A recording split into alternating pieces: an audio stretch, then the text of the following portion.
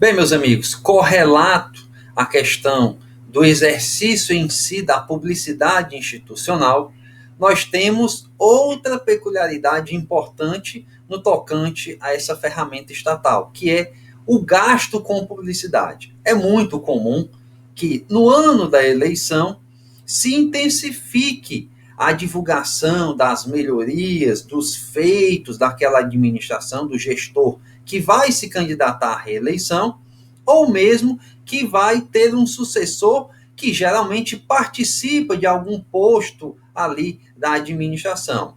E exatamente para que se breque, se evite o uso massivo de dinheiro público para a promoção do gestor público, foi que surgiu a nova redação do artigo 73, inciso 7º, segundo o qual é proibido realizar no primeiro semestre do ano da eleição despesas com publicidade dos órgãos públicos federais, estaduais ou municipais, ou das respectivas entidades da administração indireta que excedam a média dos gastos no primeiro semestre dos 3 últimos anos que antecedem o pleito.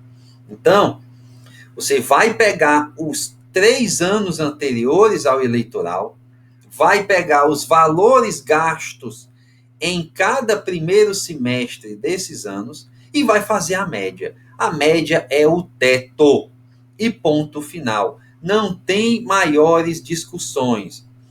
Aliás, por falar em publicidade, meus amigos, eu queria que vocês percebessem o seguinte: há também um crime eleitoral muito interessante nessa matéria, que é o do artigo 40 da Lei das Eleições, que veda o uso de símbolos, imagens assemelhados ao utilizado pela administração pública, tá bom? Então, atenção a esse tipo penal, porque acontece muito na prática. E percebam aqui sobre a questão de despesas com publicidade.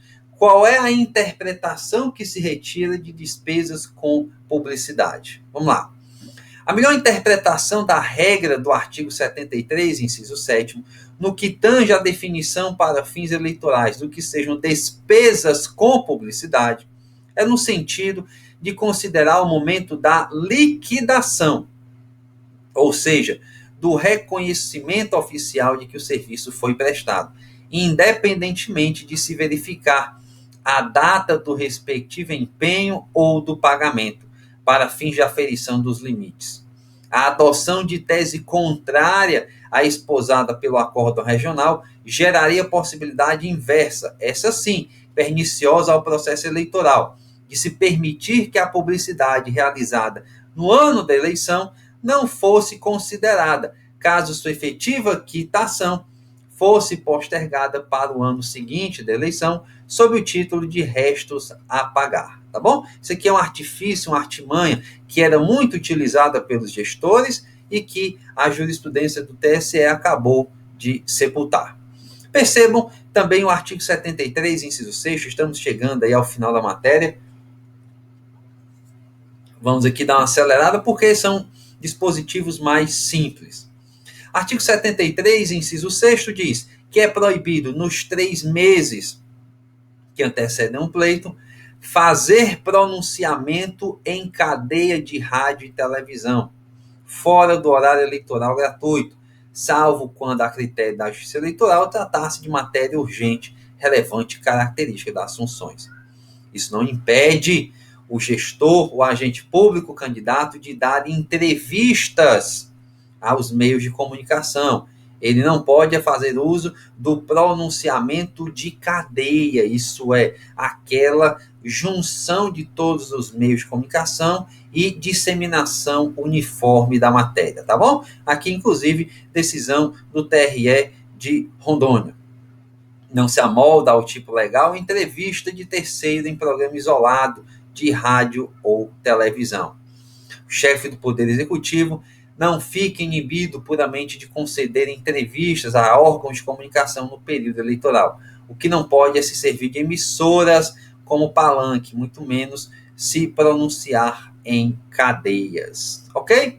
Tranquilo, não precisa de intuito eleitoreiro, é restrito ao âmbito da eleição, e há uma dúvida sobre a questão da limitação territorial. Parte da doutrina diz que se ele se pronunciar em cadeia em outro município, outra circunscrição em que ele não vai concorrer, não haveria essa conduta vedada.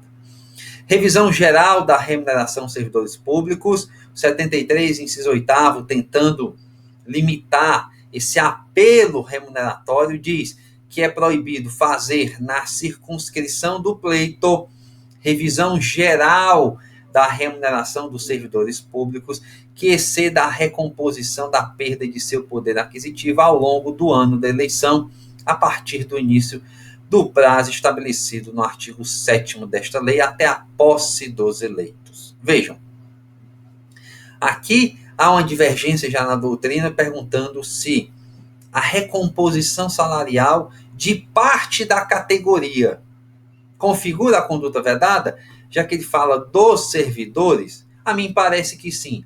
Toda e qualquer recomposição que exceda a média, né, o déficit inflacionário, ele configura conduta vedada, porque a lei não fez restrição a todas, a maioria das categorias, e, portanto, à luz daquela interpretação restritiva, nós não podemos adotar entendimento diverso, tá bom?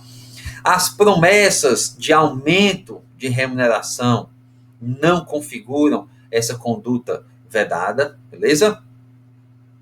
Percebam que o teto, de fato, é um índice inflacionário e não pode haver, ainda que haja votação, não pode haver a sanção. Olha só, a sanção de projeto de lei municipal e sua publicação dentro do período vedado, que tem por objetivo valorizar a carreira do servidor público, configura conduta vedada, beleza?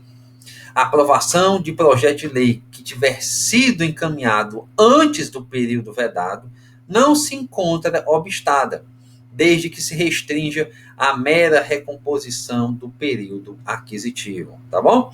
Não há nenhuma vedação à promessa de campanha para aumento, como a gente falou, a aplicação restrita, o intuito eleitoreiro é despiciente, ou seja, é dispensável. E aí a gente entra nas duas últimas condutas vedadas, que são muito simples de se entender e não apresentam maiores polêmicas. A primeira do artigo 75, né? Os gestores públicos em ano eleitoral têm um fetiche de inauguração de obras. Isso é natural, eles querem mostrar serviço, querem mostrar proatividade, querem mostrar, portanto, os dividendos, os legados da sua gestão. E aí o 77 diz, é proibido nos 3 meses que antecedem as eleições realizar inaugurações de obras públicas. Aqui o TSE faz um temperamento na literalidade do dispositivo. Segundo a Corte, não basta a simples presença física. É preciso que a pessoa tenha lugar de destaque naquele evento. É mais um invencionismo do TSE, ao meu sentir, porque a lei não diz isso. A lei diz comparecimento. Ainda que a pessoa não tenha posição de destaque, mas seja o gestor apoiado, seja o candidato apoiado pela gestão, é claro que aquilo lhe gera um benefício eleitoral. Mas a Corte diz que é preciso uma posição de destaque. E o 75 fala que é proibido que a inauguração de obra pública aconteça com shows patrocinados com recursos públicos. Os famosos showmícios. Percebam que hoje a nova moda são atores, são cantores participarem gratuitamente de atos de inauguração de obras públicas, de comícios, de showmícios. Isso não é conduta vedada, mas isso é um claro indício ou um elemento inicial para uma apuração de abuso de poder econômico, tá bom? Igor, e se o gestor for um cantor, for um ator, e ele na inauguração faz ali um show de mímica, faz um show de imitação, ou faz um show de música? É conduta vedada? Não, porque não está havendo patrocínio estatal daquele show. Embora, né, você tenha que verificar todo o contexto do evento para ver se ele não faz qualquer alusão à sua reeleição, porque aí sim configura a conduta vedada. Tá bom? Esses são os principais aspectos dogmáticos dessas condutas vedadas eleitorais.